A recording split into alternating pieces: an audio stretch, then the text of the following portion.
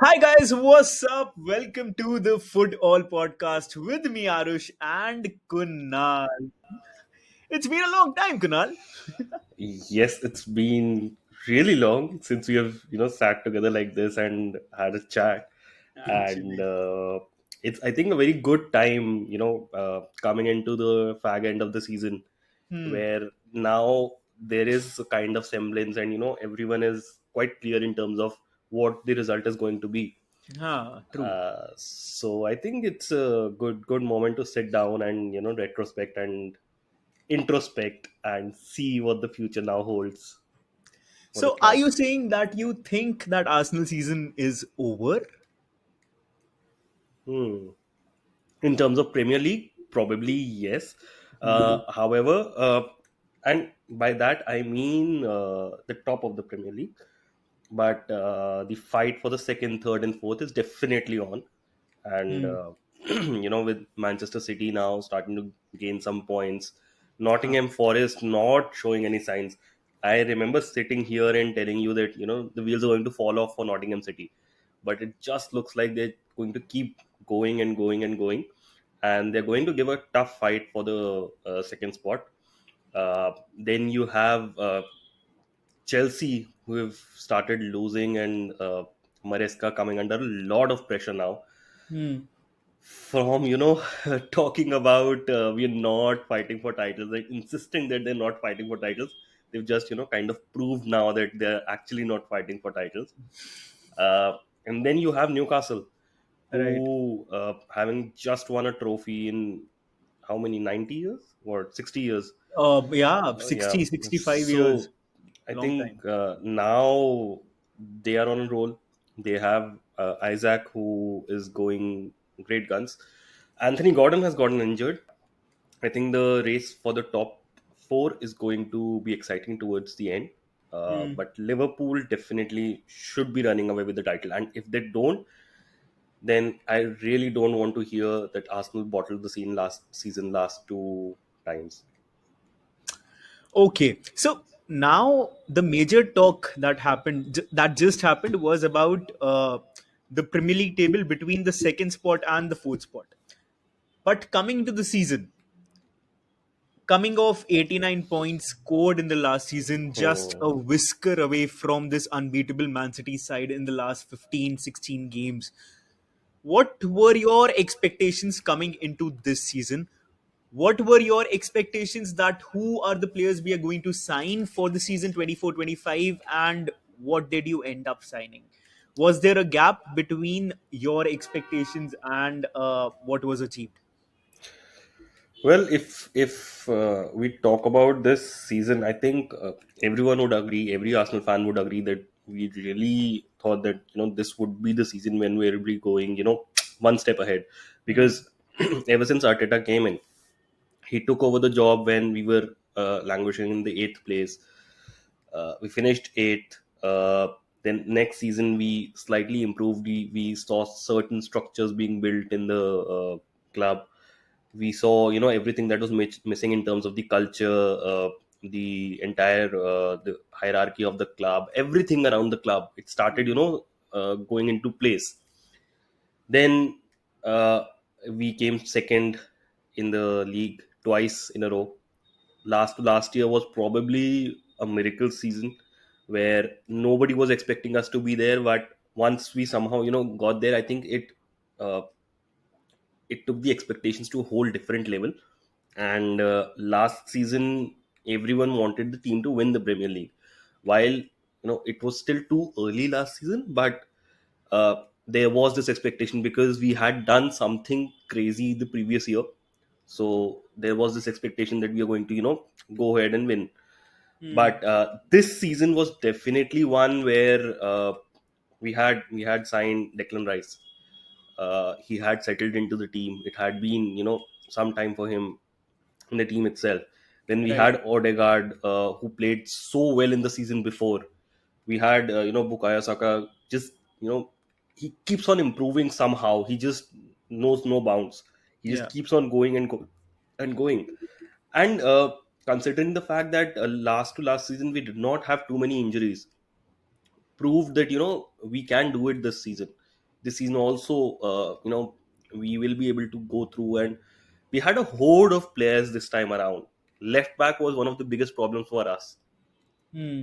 And now Right. count how many left backs we have. We have Kieran Tierney playing left wing for us because now we don't have anyone to play there.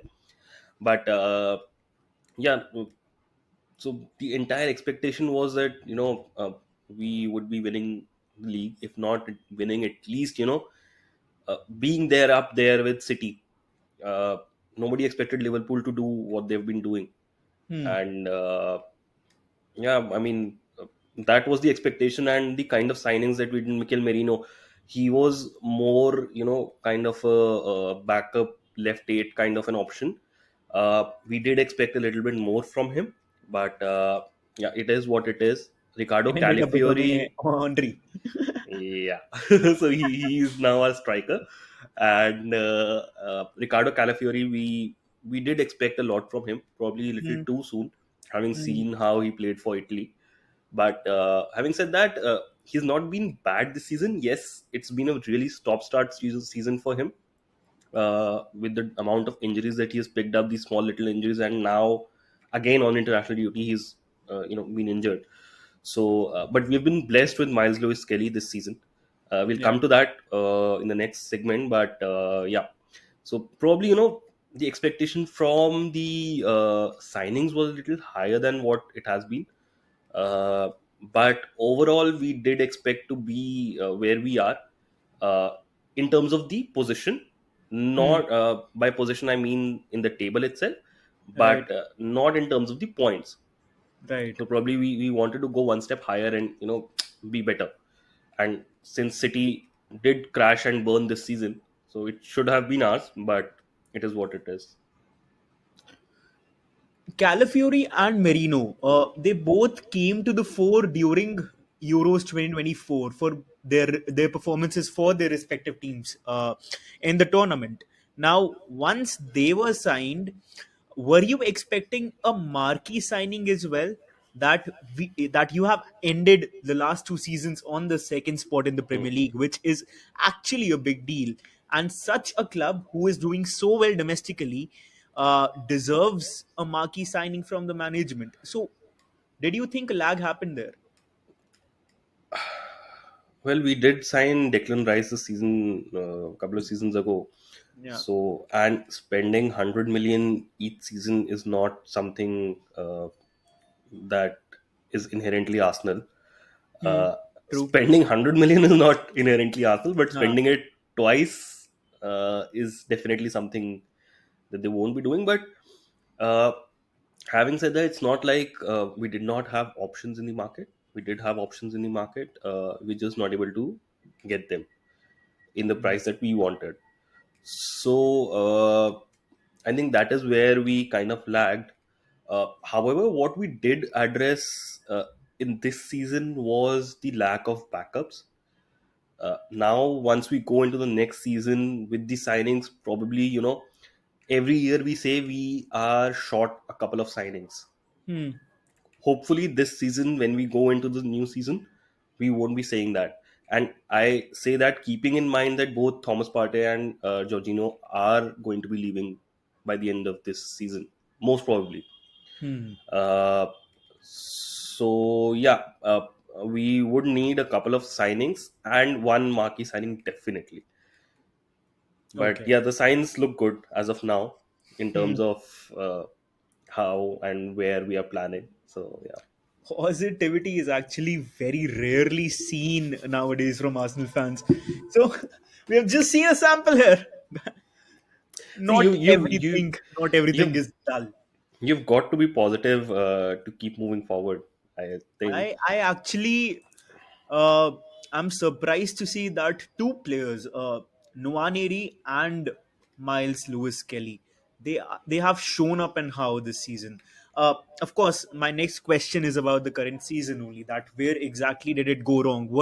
Was it the injury? Was it the management, or was it Arteta?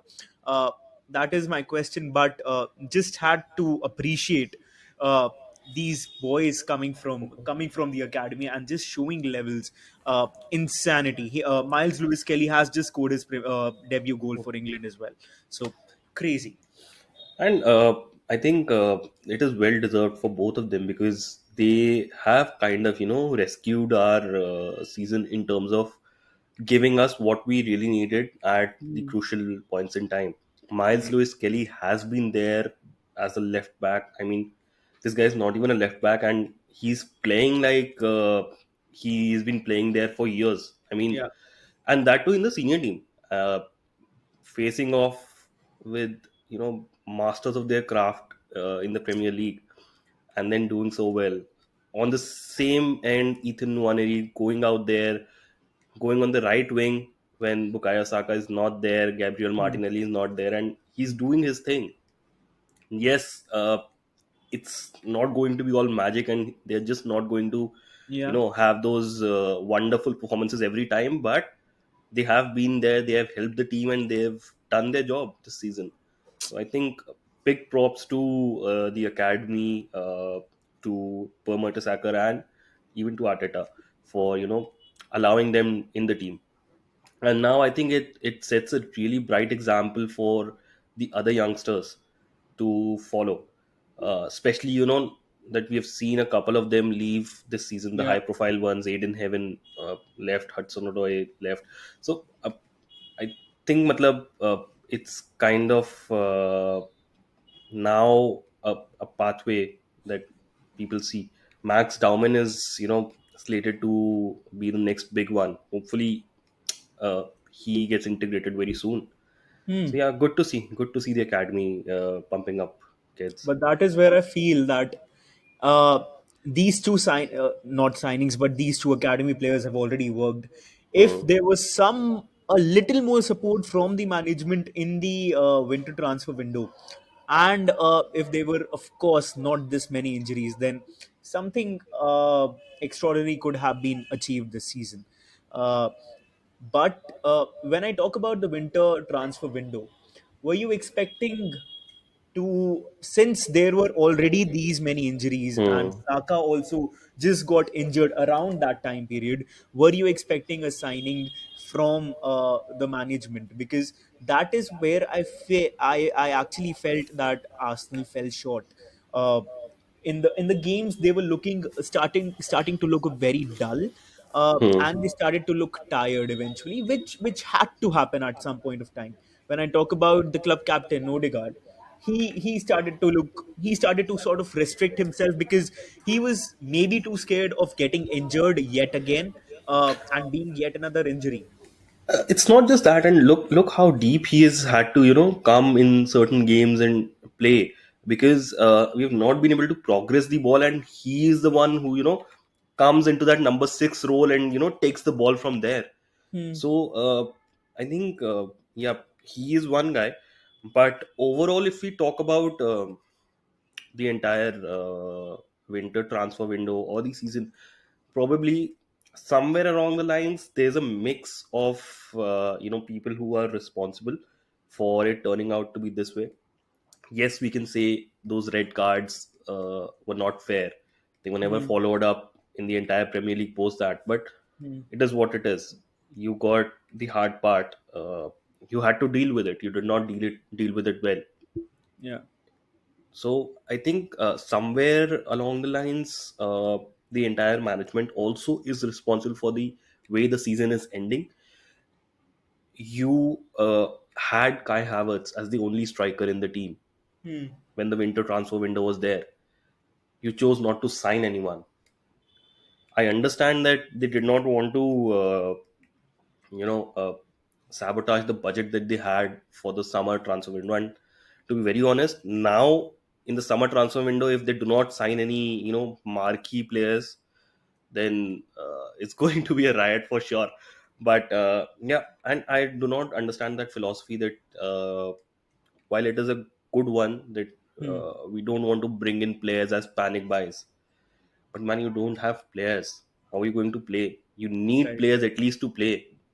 So right wing, you're putting Gabriel Martinelli there, who is already struggling with injuries the entire season. You had to manage him. You did not manage him. He got injured again. Left, Leandro Trossard has looked so dull because he has been playing throughout the season continuously in every game. It's not even been an alternate game. Every game he has been there, and he's a kind of player who needs an arm around his shoulder. Hmm. You are asking him to do so many jobs on the pitch. His performance has to go down.